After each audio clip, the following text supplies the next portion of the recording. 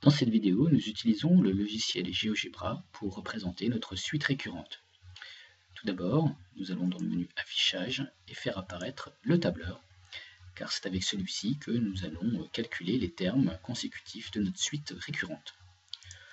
Nous écrivons donc ici les valeurs de n. À côté, ce sont les valeurs de un. Nous commençons à 0, puis 1. Je sélectionne, comme dans un tableur classique, les deux premières cellules pour pouvoir, en tirant, faire apparaître les cellules qui vont donc contenir les valeurs de n. Nous allons maintenant ici écrire la valeur de U0, qui est 5.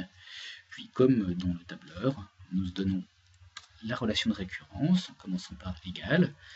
Donc 4 cinquièmes multiplié par U de n-1, c'est-à-dire pour l'instant le contenu de la cellule B2 qui contient la valeur de U0, plus 2, nous trouvons donc les termes, le terme suivant qui est U1, et en tirant, la relation de récurrence s'effectue, et nous obtenons les termes successifs qui correspondent donc à U2, qui vaut 6,8, U3 qui vaut 7,44 à peu près, etc., etc., etc.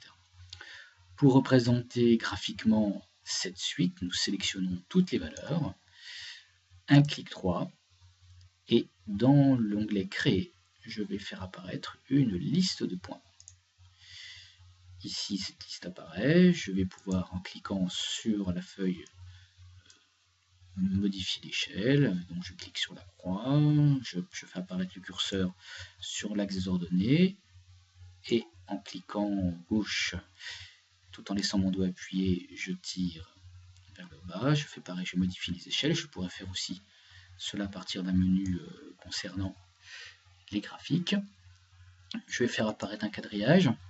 Ici, j'aimerais par exemple que les abscisses se déplacent de 1 en 1, car en modifiant l'échelle, cela a été changé. Une fois sélectionné le curseur déplacé, j'approche mon curseur d'un des axes, par exemple l'axe des ordonnées, je fais un clic droit, de sorte à voir graphique apparaître, puis dans le menu option configuration graphique, je vais aller sur l'axe des X, et en distance, je vais fixer la distance à 1. Voilà, je valide, et comme cela, je peux voir graphiquement, de manière plus lisible, les abscisses de chacun de mes points qui correspondent donc aux termes dont les ordonnées sont les termes de ma suite. Voilà pour cette première utilisation du GeoGebra avec les suites numériques.